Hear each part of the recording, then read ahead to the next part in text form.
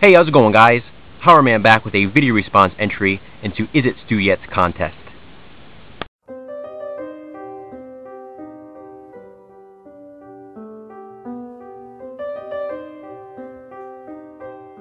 If you guys haven't subscribed to Isitstewyet, I will leave his link below. Please go check out his channel, subscribe. Great YouTuber, has some very entertaining videos, awesome guy, and he has a great contest going on right now. For this contest, he's put together a movie association game, just like word association. Basically, he wants to, associate movies. 5 movies associated will give us 1 entry into the contest. 10 movies will give us 2 entries, and 15 or more movies associated will give us 3 entries. So, of course, I had to go for the 15, and I had a lot of fun doing this. I really enjoyed doing this. Really great idea. I actually came up with 21 different titles that I associated, so I'm going for those 3 entries in the contest, and we'll see what happens.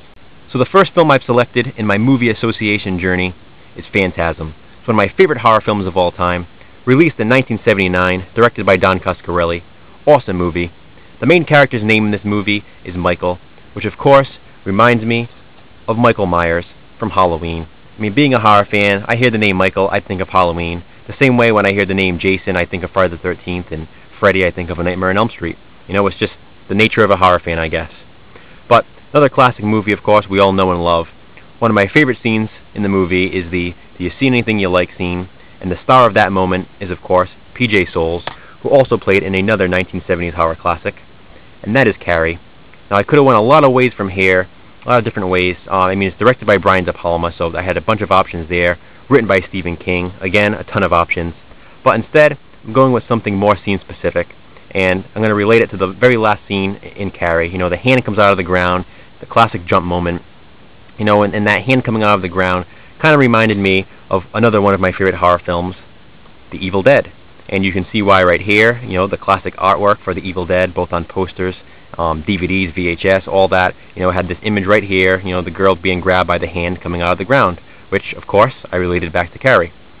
In this movie, again, this is a movie I could have gone a lot of different ways with Sam Raimi being the director. I could have used, certain scenes in this, even Bruce Campbell. But I decided to go with something, a little trivial in the movie. And it's when, they're down in the basement and there's that poster, that torn poster of another horror film from the 70s, and that is The Hills Have Eyes. Directed by Wes Craven, which is the tie-in I'll be using, because Wes Craven also directed Red Eye, which is a pretty good modern-day suspense horror film, starring Cillian Murphy, who also played in 28 Days Later. Now, in 28 Days Later, we all know what it's about. Pretty scary zombie-type film, with the, kind of a disease outbreak, turning people into zombie-like creatures. But, of course, we all know that the disease started from monkeys, which brings me to my next film, and that is Monkey Shines, a movie that a lot of people really don't talk about. This is kind of an underrated favorite of mine. It's a movie that I really enjoy that, again, as I said, doesn't really get talked about much. Definitely underrated. One of, the main aspects of this movie is, that the main character is in a wheelchair, which automatically reminds me of the Texas Chainsaw Massacre, which features, of course, another character in a wheelchair.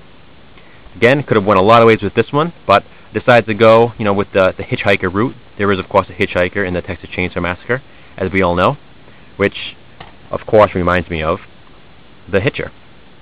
Can't go wrong with this film, great film, starring Rutger Hauer, C. Thomas Howell, but it also stars Jennifer Jason Leigh, who is not only the sister of Jamie Lee Curtis, but the daughter of Janet Leigh, who's the star of Psycho, Alfred Hitchcock's classic.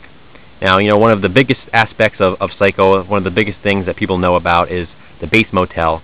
And another movie with the motel is, of course, Motel Hell. As you see right here, it's on this double feature with Deranged. We'll just ignore Deranged for now. Talking about Motel Hell.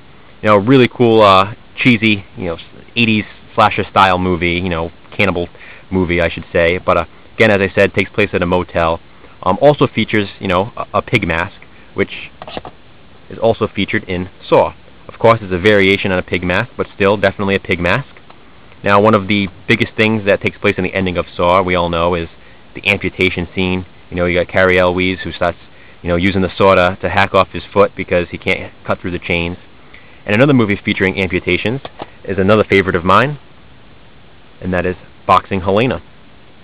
As I said, I really love this movie. Always have, and you know, just a great storyline. I don't want to give too much away about it. You know, I've talked about this movie way too much already in the past, so all I can say is go see it if you can find a copy. Great movie, but as I said, there are amputations in this movie. You know, it's a huge, important part to the plot, so that relates back to the foot amputation and Saw. But the thing I'm going to relate back to the next movie is that this is directed by Jennifer Chambers Lynch, who is the daughter of course, David Lynch, who directed Eraserhead, another classic movie. You know, I'm a big fan of this movie. You know, definitely one of David Lynch's classic films. Very creepy movie. Features a mutant baby, which is also featured in It's Alive, another mutant baby that's born. So yeah, that's how that relates. It's Alive now is of course a classic saying from what movie? Frankenstein. You know, I mean, everybody knows, you know, Dr. Frankenstein screaming that line, "It's alive," you know, and that's how I related that back. And then, of course, you know, you have so many different reimaginings of Frankenstein. A lot of movies, you know, just use different titles, but they're basically trying to pull off the same idea that Frankenstein pulled off, you know, so many years in advance. And one of the most popular, you know, reanimations of Frankenstein is actually Reanimator. You know, Stuart Gordon classic starring Jeffrey Combs. Absolutely love this movie as well. Stuart Gordon directed this. And he also directed a movie called Dolls, which I absolutely love. Of course, it's about killer dolls, killer toys. And another movie about killer toys is Puppet Master. Now, I absolutely love Puppet Master as well. You know, all these movies I pretty much love. I know I keep saying that, but that's pretty much why I thought of these. You know, they all pretty much relate back to each other. This movie was written and directed by David Schmoller, who also wrote and directed Tourist Trap, another full moon release feature, another really cool movie. And this movie was actually released in March 1979, the same month and year that Phantasm was released. So that is my movie association, 21 titles that actually relate right back to the first film I started with. I hope that works for you. Again, this is my video response entry into Isitstewyet's contest. Please go check them out if you haven't. Link will be below. Comment below, guys. Let me know what you think. And thanks for watching.